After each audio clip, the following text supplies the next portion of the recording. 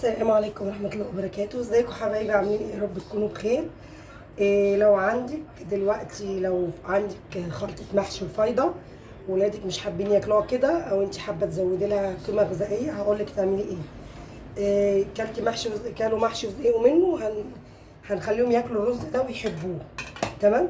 عندي هنا لو عندك كبدة وكبداية واحدة ونصاية، هنعمل بيهم أكلة حلوة أوي، هنعملها مع الخلطة دي، هوريكم نعمل ايه. بس قبل ما اخلص الفيديو ما تنسوش تحطوا اللايك وتفعلوا الجرس يوصلكم كل جديد. انا عندي هنا ده مكعب مرق وشويه فلفل اسود، دول عشان خاطر هنسوي بيه كاننا بنسوي محشي بالظبط.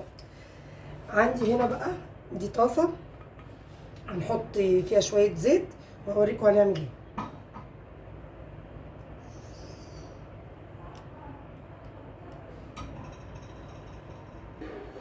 بصوا عندي هنا حطينا الطاسه على النار وفيها شويه زيت، حوالي معلقتين زيت كده. تمام. هننزل بالايه، بالقناصه الاول، بالقناصه والقلوب دي الاول اهو. سامعين بقى؟ لازم يبقى ايه الصوت كده، ايه رشه، يكون الزيت اتقدح كويس. تمام. زيت او سمنه بقى او زبده زي ما انتوا حابين. هنشوحها كده، لازم اسويها هي شويه. تمام. وهننزل عليها، انا مش هملحها لان انا عندي الخلطه متملحه، فكمان عشان يستوي معايا القوانص بسرعه شويه فلفل اسود بس، مش هحط فيها حاجه تاني. تمام.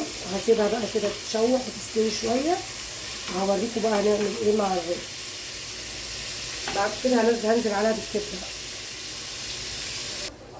بصوا زي ما انتم شايفين معايا كده، الكبده دول سيبناها استوت شويه، انا ما حطيتش ملح، حطيت فلفل بس.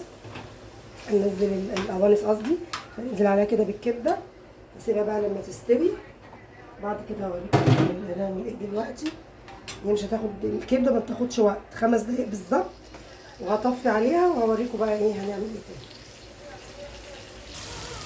بصوا يا جماعه، عندي هنا اهو شوحت الكبده اهي مع كده القوانص. هنزل كده عليهم بالرز الخلطه، خلطه المحشي الفايضه عندنا. تمام. ولادك ما ياكلوهاش، مش هنرميها، ولما بتحطيها في الفريزر تقولي اعمل بيها مره تانيه، الرز بيتكسر ومش بتبقى حلوه، ممكن ترميه كمان يعني. بصوا نزلناه كده اهو. انما كده هتعملي اكله غذائيه متكامله العناصر، فيها الخضره اللي هي الخضره يعني، وفيها الرز والنشويات والكبده والقناصه البروتين. هننزل بقى، عندي ده المكعب المرق اللي انا سبته دوبته في الميه مع شويه فلفل اسود، وهنسقي بيهم كده زي ما انتم شايفين كده، بس كده يا دوبك يبقى بمستوى الرز او سنه صغيره. انت بقى حسب الرز اللي عندك، في رز بيشرب ورز لا، انا عارفه الرز بتاعي يا دوب يبقى عالي فوق سنه. هنحطه بقى على النار. تمام. هنسيبه يستوي، بس انت عارفه اول ما بيستوي مفيش 10 دقايق بتوطي عليه، وهقدمه لكم بقى بعد ما يستوي ان شاء الله. بصوا زي ما انتم شايفين معايا كده، بصوا عندي هنا، بصوا الرز، شايفين الجمال؟ الرز اهو والرز ده والكبد والقوانص استوت، والرز مفلفل وجميل. تمام. عمل لنا اللي هو الرز فضل، عمل لنا الكميه دي طبقين مليانين اهو، وعملنا جنبها سلطه خضراء. تمام.